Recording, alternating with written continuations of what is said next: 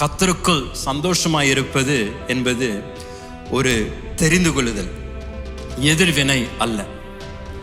அப்படின்னா நம்மளுடைய வாழ்க்கையில ஒரு காரியம் நடப்பதற்கு முன்பதாகவே நாம் நம்மளுடைய இருதயத்தில் நாம் சந்தோஷமாய் இருக்கும்படியாக தீர்மானத்தை செய்து விடுகிறோம். என்னங்க பண்றோங்க?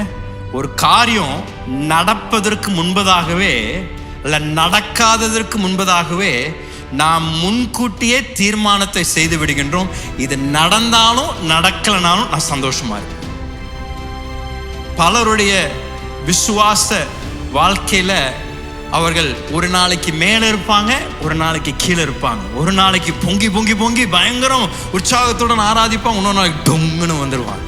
ஏன்னா அவருடைய மனநிலையெல்லாம் அவருடைய சூழ்நிலையை சார்ந்திருக்கின்றது.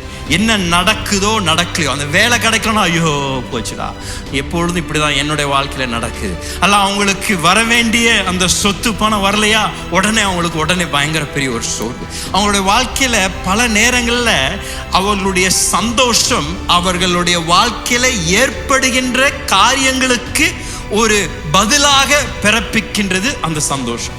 ஆனா கர்த்தருக்குள் சந்தோஷமா இருப்பது அது நம்மளுடைய சூழ்நிலையை சார்ந்தல்ல, நம்மளுடைய இருதயத்தில் ஒரு தீர்மானம் என்று நான் சொல்லுவேன். இந்த காலங்களை பார்த்து சொல்றேன், ஒவ்வொரு தேவ பிள்ளையும் ஒரு தீர்மானம் எடுத்து நம்மளுடைய வாழ்க்கையில என்ன நடந்தாலும் நடக்கலனாலும் தேவனுடைய சித்தத்தை என்னுடைய வாழ்க்கையில தடுப்பதற்கு யாருக்கும் அதிகாரம் இல்லை. ஆகையால் நான் சந்தோஷமாய் இருப்பேன். நடந்ததெல்லாம் நன்மைக்கே என்று நான் சொல்லுவேன். என்ன நடந்தாலும் இது நன்மைக்கு, இது நன்மைக்கு, இது நன்மைக்கு என்று என்னுடைய வாழ்க்கையில எவ்வளோ பெரிய ஒரு சேதம் நடந்தாலும் அதை நான் கைகளை உயர்த்தி நான் சொல்லுவேன், ஆண்டவரே இது நன்மைக்காகவே நீர் மாற்ற வல்லவராய் இருக்கின்றீர் என்று உம்மை நான் துதிக்கின்ற ஆண்டவரே. யோபு அப்படிதான் ஆண்டவரை துதித்தார்.